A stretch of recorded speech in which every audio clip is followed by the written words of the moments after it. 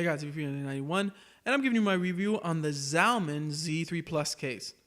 Now, this case, I can't show you like me messing with it or me doing anything because this is the case that is holding the components that I'm using to make this video right now. Okay, but here are some photos of the case from the website so that you guys can see what it looks like and see what it comes with, which is what I'm going to talk about first. What does this case come with? This case comes with 4 pre-installed fans, which is the biggest reason I bought it, because I know some cases come with nothing. I don't want a case that comes with nothing. There's no point in me having to install the fans myself, unless I'm one of those people that like has these special type of case fans that I want to put inside the case, which I didn't. But I really liked how this came with 2 fans on top, 1 in the front and 1 in the back, because I really wanted a case that would be able to obviously keep my components cool.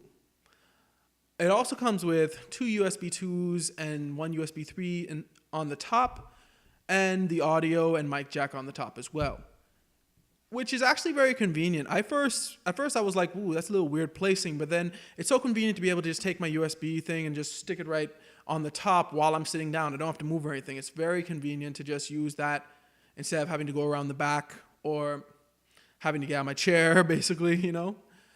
Also, it has something for your external hard drive, a little spot right there where you can just put it there while you, I don't know, upload stuff or download stuff, whatever. It's there. What I also liked about the case was that it came with a spot for the SSD, so I didn't have to use a converter for that. It actually came with a spot where I could put my SSD drive in there. Other than that, it's a basic case. Now, let's talk about airflow. I mentioned the 4 pre-installed fans, right? These create great airflow of the whole system. It keeps your components, all of them, really cool. And really, look at these temperatures. These are the temperatures of my components when they're on standstill. It almost works too well. Why do I say that? Because room temperature is between 20 to 25 degrees Celsius. If you notice, my CPU, on average, when I'm during standstill, which means I'm just watching YouTube or checking my email or doing stuff, you know, just regular computer stuff, it averages at about 26 degrees Celsius. Now, room temperature is between 20 to 25 degrees Celsius, so it's right above ambient temperature, it seems like. Because remember, you never want to get below ambient temperature because then you start condensation and it can kill your components. So, it's working really well, like I said, almost too well, but it keeps everything cool while on standstill. And when I'm video rendering, the CPU still shoots up, obviously, since the CPU is the main component of video rendering, but it stays around a good 42 degrees Celsius while I'm video rendering. So it's still, the airflow is really good. That's what I'm trying to say. And after you're done video rendering, like the minute that video is done rendering, a few seconds later, the CPU drops right back down. So really, the case fans do their job. When I'm gaming, the biggest difference is the GPU. The GPU goes from about 39 on standstill to about 61, between 61 and 63 degrees Celsius. So that's a big jump, but it never went above 63 Celsius as far as I saw while I was playing Star Wars: The Old Republic. It just never went above there. And once again, really quickly after I turned off the game, it dropped down below. So the airflow in this case is really good. I know that's a big component in cases. The airflow, it really keeps your component at good temperatures.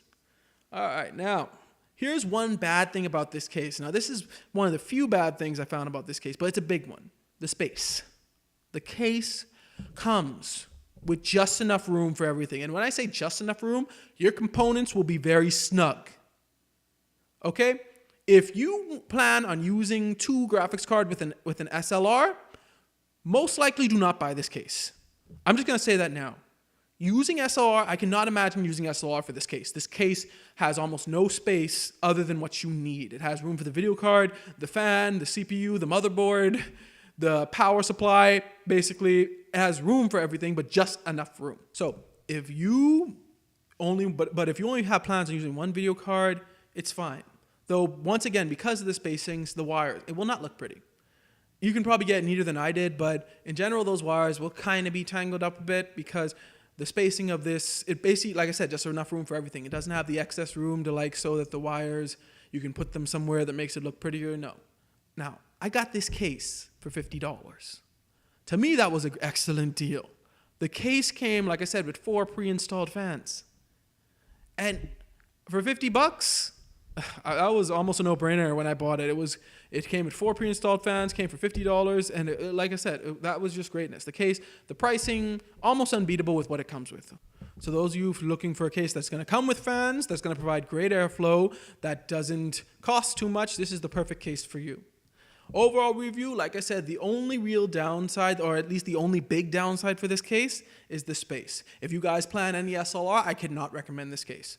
To use 2 graphics cards in this case, I doubt it would really work that well. You'd have to do some serious stuff before you could fit 2 graphics cards in there. But if you only plan on putting 1 graphics card in there, then this is the case for you. This case, I have to give it a 9 out of 10. Because the only problem I could see with it was the spacing. That's the only thing. Everything else, great. Thanks for watching the video. Remember to like, share, and subscribe, and may God bless you all.